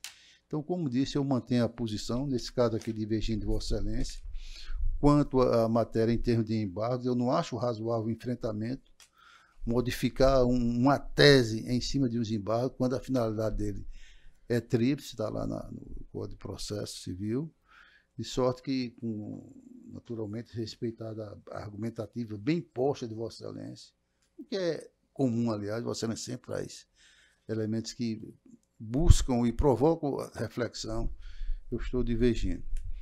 Então, voltando, lembrando, pois não, Excelência? Sem, como diz Vossa Excelência, sem polemizar, mas só para a gente deixar claro para o judicionado a preocupação e a oportunidade que se tem aqui no julgamento dos embargos de prestigiar a uniformidade, a integridade do sistema de justiça, senhor presidente. Eu não seria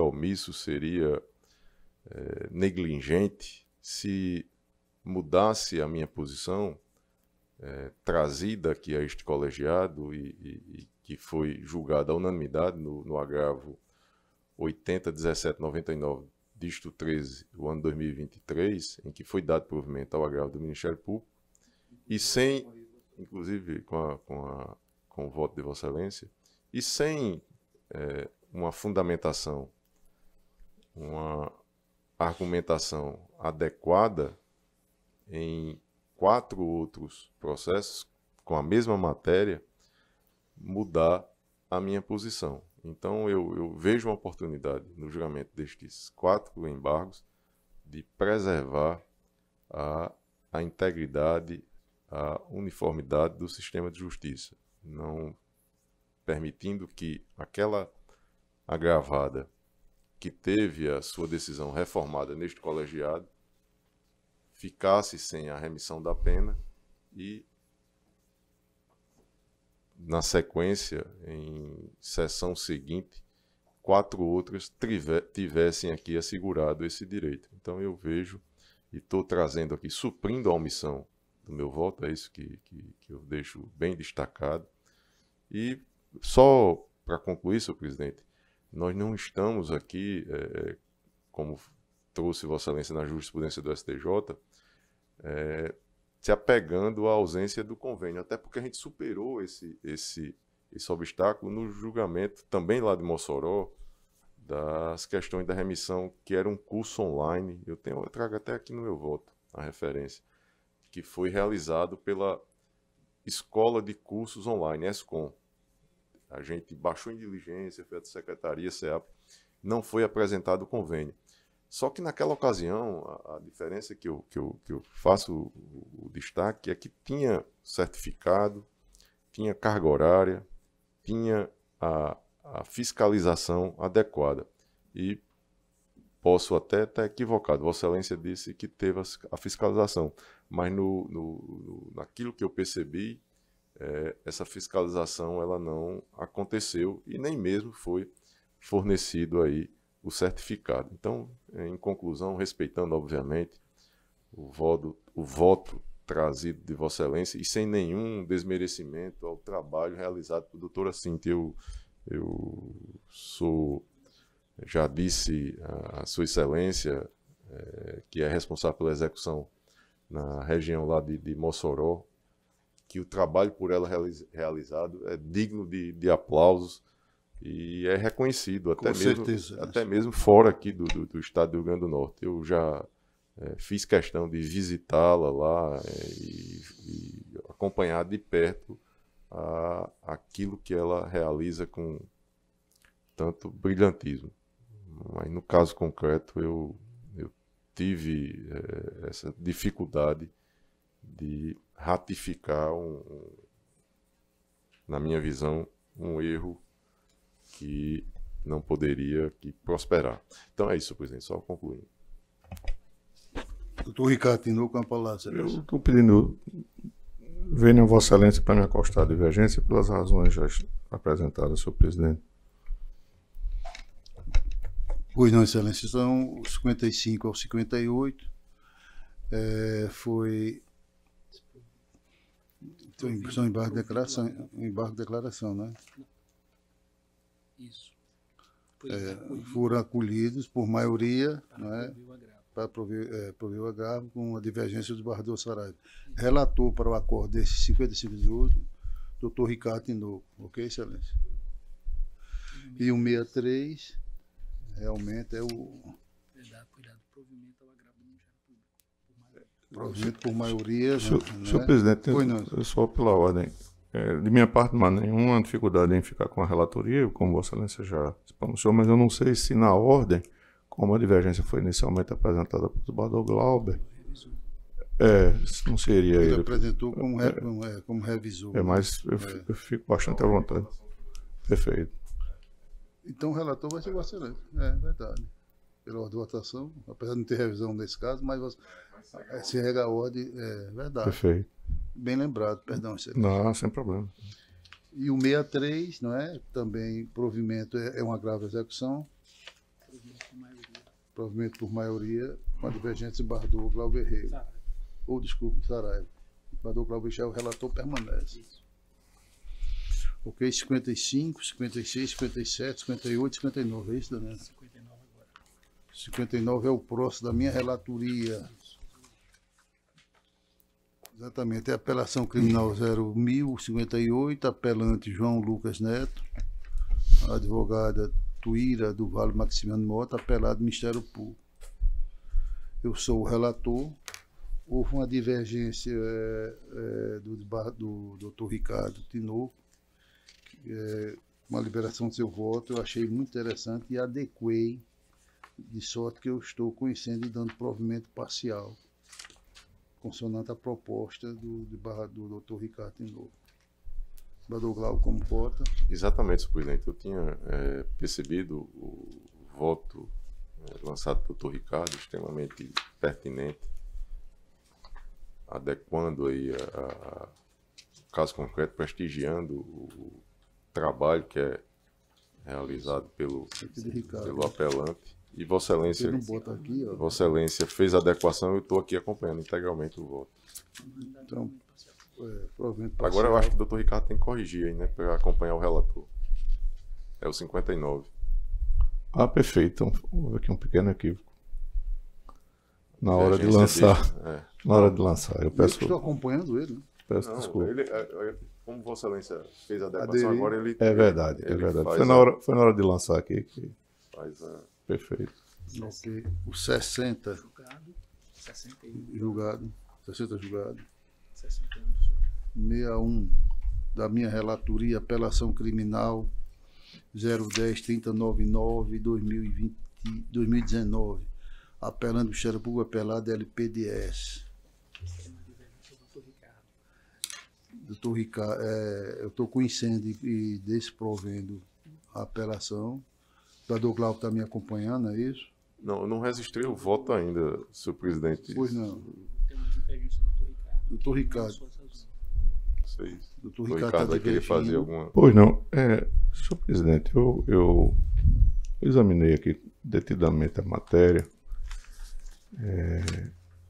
A parte fática em julgamentos criminais, Vossas Excelências, com muito mais experiência do que eu, sabem que em certas circunstâncias a força simbólica das palavras deve ser considerada com todo cuidado, porque realmente podem levar a compreensão de que houve ou não o preenchimento dos elementos que compõem a tipicidade do crime.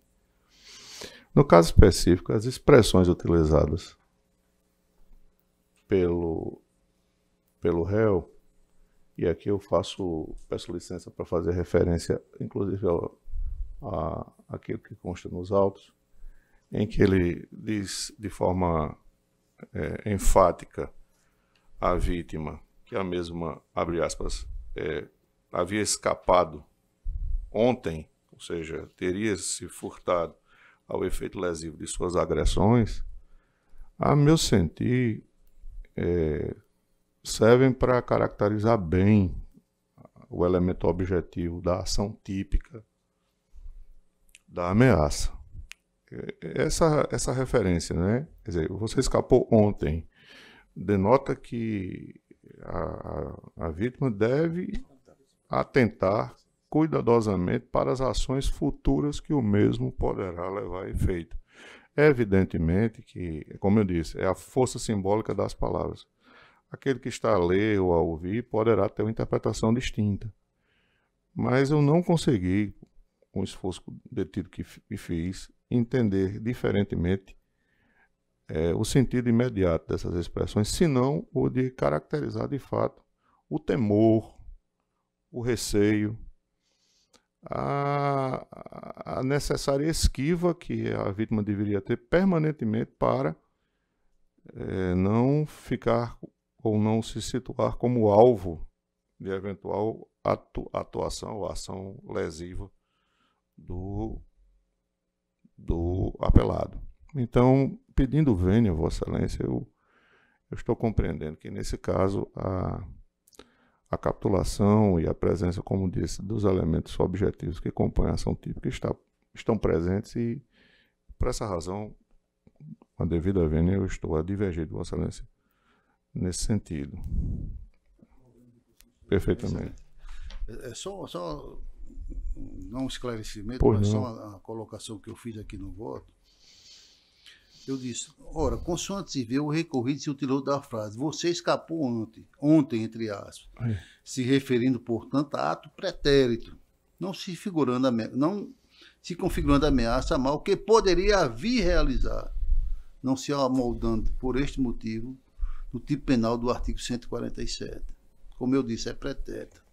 Ademais, não restou caracterizada qual conduta grave poderia vir a praticar, se limitando a dizer, tão somente ter ela escapado, inexistindo seriedade e verossimilhança nas palavras proferidas.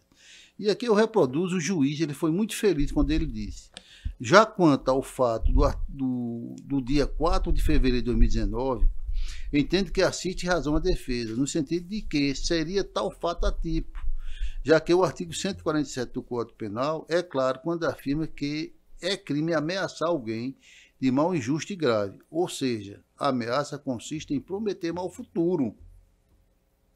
Mal futuro. Você escapou ontem, passou. Isso quer dizer que eu vou lhe pegar depois? É presunção, é imaginação, respeitosamente. Mas em algo que ele poderia ter feito, assim especificamente quanto ao fato do dia 4 de fevereiro de 2019, eu entendo comprovada a matéria delitiva, sendo o fato descrito na denúncia a tipo. E eu trouxe aqui só o relator, o ministro Marcos Machado, do Tribunal de Justiça de Mato Grosso do Sul, só naquilo que interessa. Para a tipificação desse delito, pressupõe-se que a ameaça seja idônea, séria e concreta. Se for empregada de maneira vaga, não configura o crime previsto no artigo 147. Nas palavras proferidas em tese ameaçadoras, o agente não especifica nenhum ato concreto a ser perpetrado futuramente. Você escapou ontem, eu vou lhe pegar, tudo bem, mas não tem, você escapou ontem. Fica na imaginação nossa se isso realmente deixa no ar essa ameaça que seria, no caso, velada. Então, daí porque, naturalmente, respeitado por seu meu centro, eu estou conhecendo desse provento. Desembargador Glauber. Senhor presidente, eu estava aqui reclamando com assistência aqui, eu não estou conseguindo, eu não havia registrado o meu voto, o doutor Ricardo ele não tinha disponibilizado o voto escrito e eu não tive acesso aos autos. Eu estou, mais uma vez, tentando aqui, como já havia acontecido naquele processo de estupro, aqui a mensagem que me aparece é sem permissão para acessar os autos. Pois é, mas eu sou o julgador, como é que eu vou julgar se eu não tenho acesso aos autos? Então eu não tenho como registrar o meu voto, eu preciso acessar os autos e não estou conseguindo fazê-lo. Até porque, para ter a certeza de que essas palavras elas tinham um potencial concreto, se de fato causou medo à vítima, se ela teve algum receio de que a ameaça fosse concretizada, que na minha visão é essencial para o julgamento, eu não tive como aferir e deixo aqui registrado essa questão. Imagino que não é nem pedido de vistas, é que o julgamento seja suspenso. Porque se eu peço vistas e não consigo visualizar, o que já aconteceu com o caso do estupro, então, a minha sugestão a Vossa Excelência é que o julgamento seja suspenso até que seja resolvido essa questão. Bom, suspender oficial imediatamente a CETIG para que corrija, porque tem casos que o mesmo relator não tem acesso depois que ele libera o voto. Aí o advogado não entende. O senhor não tem? Não tenho não, infelizmente. Estamos com 2 revisões paradas no duas revisões, o Daniel está dizendo aqui, parada por conta dessa dificuldade. Viu, Ana? Vamos oficiar, ok? O seguinte é o 61, é da minha relação. Foi julgado esse aqui, né? É o que foi suspenso. Sim, desculpa. 62 julgado, 63 julgado. 62 julgado, 63 julgado, 64. O senhor tem um voto divergente.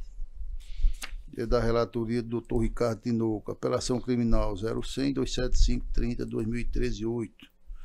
Apelante Ministério Público, apelado Ronaldo Adriano de Almeida Teres, advogado Dr. Gemerson Jairo Jacome. Eu tenho um voto divergente do Dr. Ricardo Tinoco, já juntei, não sei se Vossa Excelência teve acesso, Dr. Ricardo. Está em mesa, senhor presidente. Está em mesa, né? Tá. Então Vossa Excelência tem a palavra. Pois não, eu vou me limitar aqui a fazer a leitura da emenda.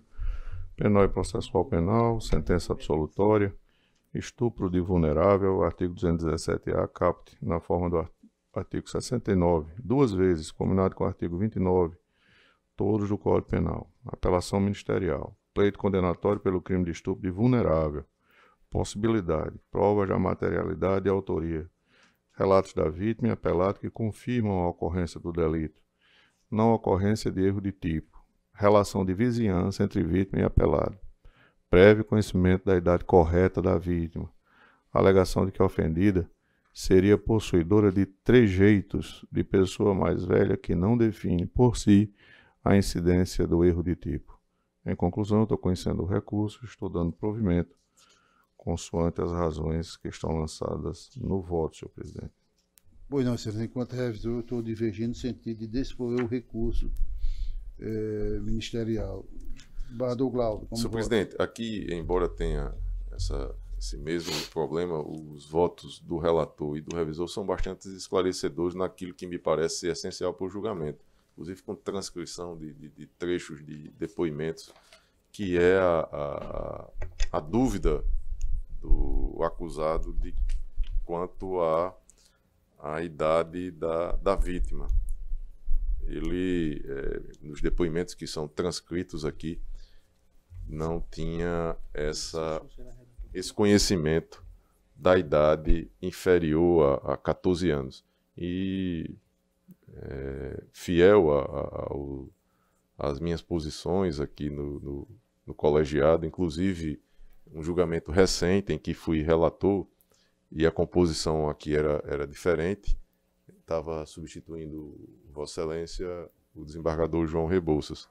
Eu trouxe essa mesma tese da questão do erro de tipo. Então, eu, pedindo vênia ao relator, eu acompanho a divergência, senhor presidente. Pois não, então recurso desprovido por maioria, vencido o relator, doutor Ricardo Tinoco.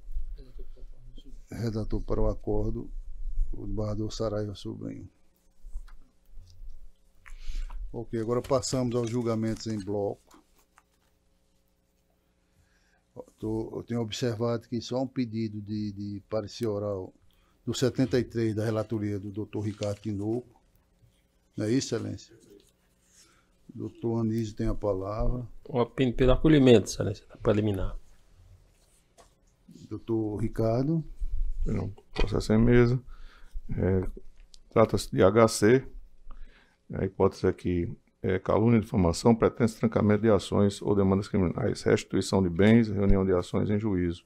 Preliminar de não conhecimento parcial do RIT quanto ao pleito de reunião de todos os processos e procedimentos em juízo único, suscitada pela Procuradoria de Justiça.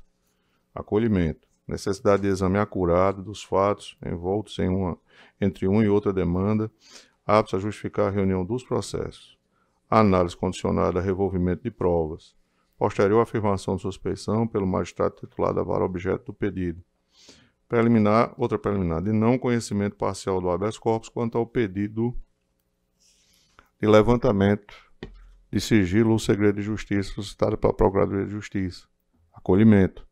Ausência de interesse processual. Habilitação do advogado nos processos mencionados. Terceira preliminar, de não conhecimento parcial de HC quanto ao pedido de trancamento de parte dos processos citados pelo relator por ausência de interesse processual. Estou trilhando esse entendimento. Termos circunstanciados e inquéritos arquivados. Ordem judicial de juntada às ações principais como peça de informação. consonância com o parecer oral da Procuradoria de Justiça. E ainda preliminar de não conhecimento parcial do RIT quanto ao pleito de trancamento de demandas criminais por supressão de instância solicitada pela Procuradoria de Justiça. Não conhecimento.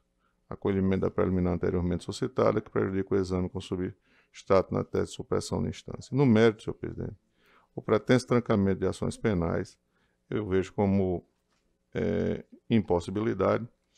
Denúncia e queixas-crimes elaboradas na consonância com os ditames do artigo 41 do CPP, fatos noticiados supostamente ocorridos em momentos, locais e ambientes diversos, encontros fortuitos e casuais em lojas, mensagens de WhatsApp e publicações em redes sociais, em tese violadoras da esfera pessoal ou de direitos e garantias fundamentais da vítima. Então eu estou aqui, fiz a leitura da emenda, mas só para deixar claro que eu estou a trilhar, a perfilhar o entendimento de que o HC não pode ser utilizado, franqueado, de uma maneira absolutamente generalizadora, não é? No sentido de buscar essa pretensão excepcionalíssima do trancamento de ações penais. Dever buscar-se a verdade real, levar-se a efeito a persecução criminal e, portanto, a via estreita do HC não pode ser compreendida com essa finalidade tão ampla como me pareceu tratar-se a hipótese em Testilha. Então, eu estou nesse sentido, compreendendo que o constrangimento legal não se encontra evidenciado e, portanto, estou concluindo no sentido de não de conhecer parcialmente o HC e tão somente no que tange a pretensão acessória alusiva à devolução dos materiais que foram apreendidos por ocasião do empreendimento dos atos investigativos, eu digo na parte conclusiva, no desfecho do voto, que o material apreendido se consubstancia em utensílios e acessórios utilizados no trabalho da investigada, de modo que a continuidade da medida resulta ou poderá vir a resultar em prejuízo à sua pessoa e até na impossibilidade de exercer suas funções, o que de certo ultrapassa em demasia o objetivo inicial da ordem e submete-a a uma situação de desconforto innecessário em que nada auxiliará ao esclarecimento dos fatos. Tanto exposto em consonância parcial com o parecer da 13ª Procuradoria de Justiça, estou votando pelo conhecimento parcial da ordem para, no mérito, dar provimento parcial ao RIT, determinando tão somente a restituição dos bens objetos da busca e apreensão deferida nos autos do processo aqui identificado. É como voto, senhor presidente. Muito grato, excelência. Eu estou acompanhando Vossa Excelência. O debatedor Glauber ratifica também o voto, acompanhando. Pois não. Então, HC, ordem conhecida e concedida parcialmente. Todos os demais já foram votados da minha relatoria, da relatoria do desembargador Glauber Rego, da relatoria do Dr. Ricardo Tinoco. Pois não. Sim. 81 da minha relatoria. Falta só o voto de Vossa Excelência, não é isso? Pois é, senhor presidente. Aqui a decisão. Eu vou pedir vênia a Vossa Excelência para divergir. Vou só dizer aqui as razões, senhor presidente. O ato apontado como coator naquilo que interessa é dito que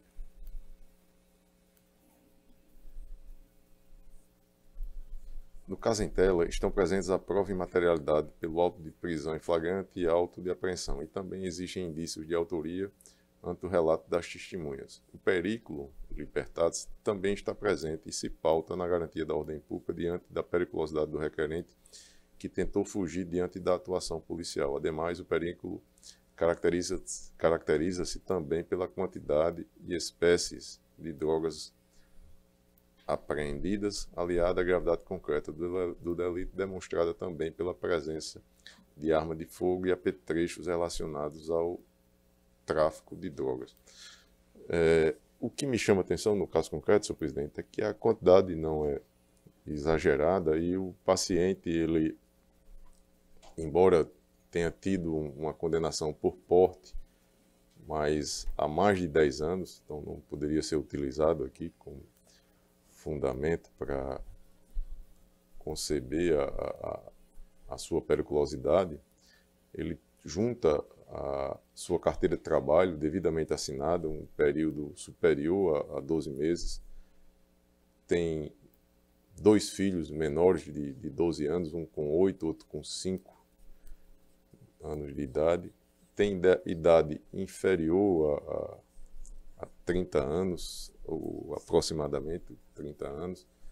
Então, diante da fragilidade na fundamentação da decisão tida como ilegal, senhor presidente, eu concedo a ordem até mesmo para conhecedor da situação do nosso sistema penitenciário, assegurar aí uma possibilidade de que responda ele em liberdade à persecução penal, permitindo continuar aí no seu labor, né, seu trabalho, assistir enquanto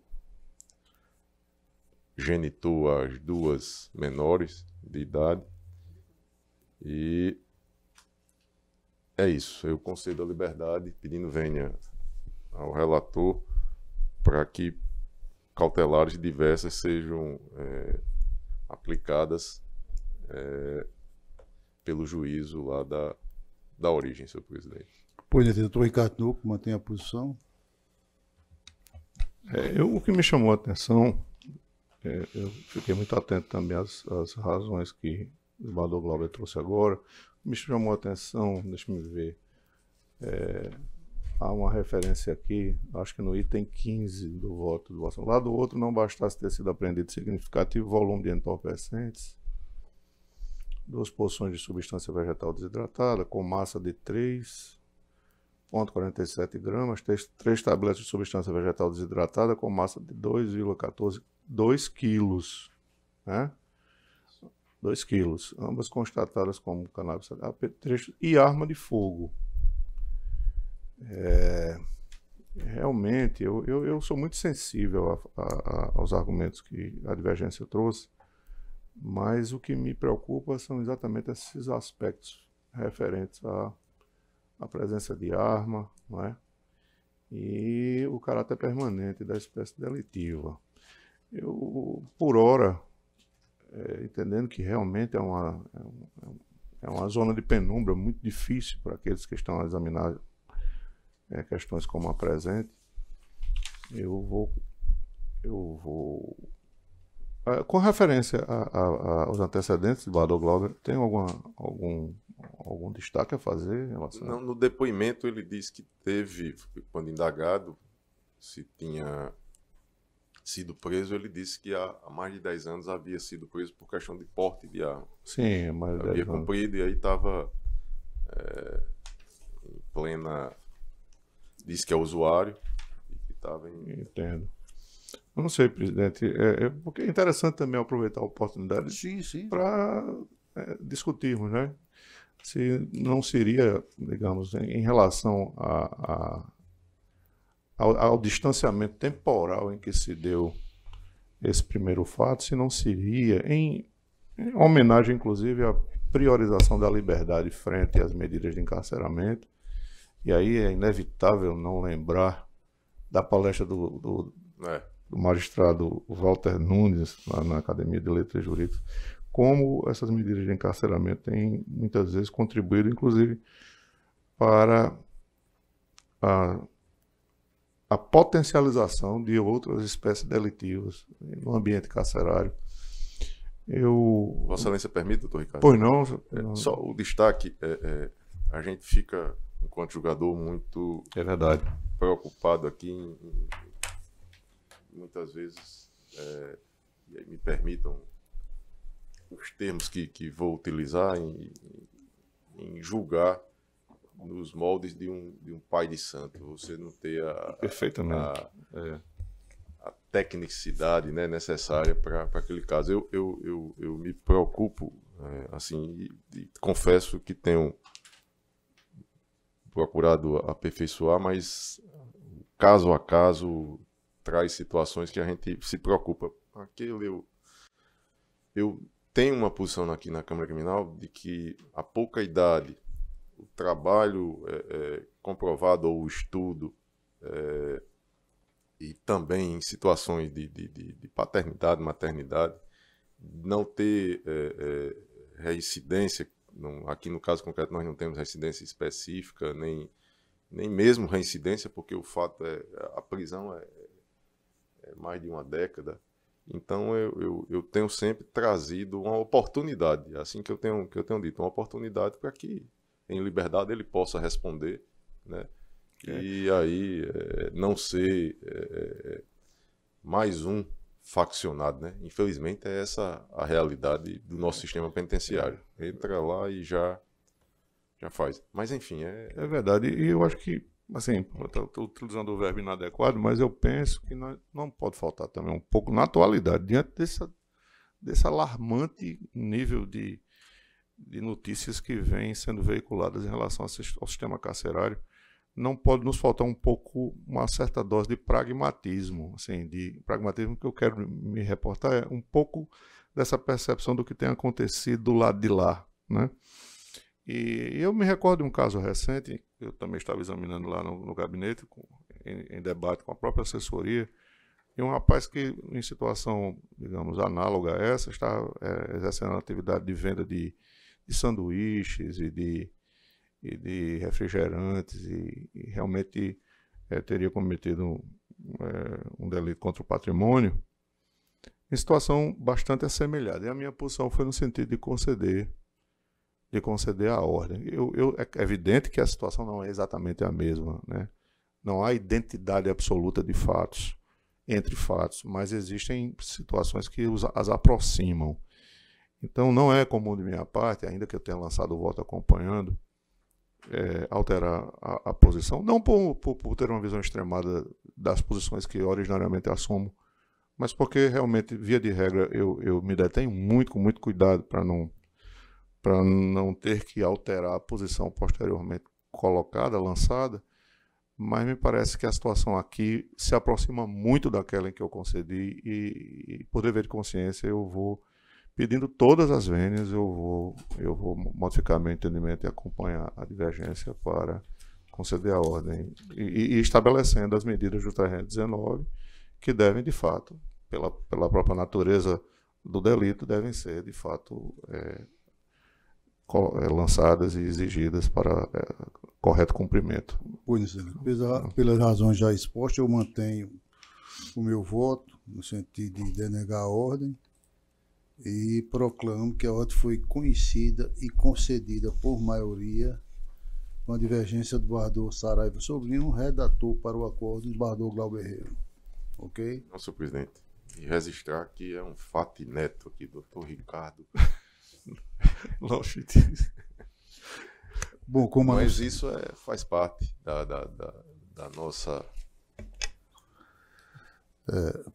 luta diária aqui. Não é isso, doutor Ricardo? A busca aqui de fazer justiça. Eu gostaria de registrar a presença, que assistindo aos trabalhos, da aluna da URNE de novo período, Natália Medeiros, Castelo Branco. Cadê Natália? Pois não, Natália? Seja sempre bem-vinda. Bom, todos os demais processos julgados, como já anunciei, fica registrada nossa próxima sessão para o dia 1º de junho. Já virtual? Não, ainda não. A outra será, a virtual será dia 5. Quero agradecer aos senhores jogadores. Está na mesma semana? Me parece que é uma terça-feira, né? Feriado. Quero agradecer a todos e agradecer a Deus e declarar encerrada a sessão do dia de hoje.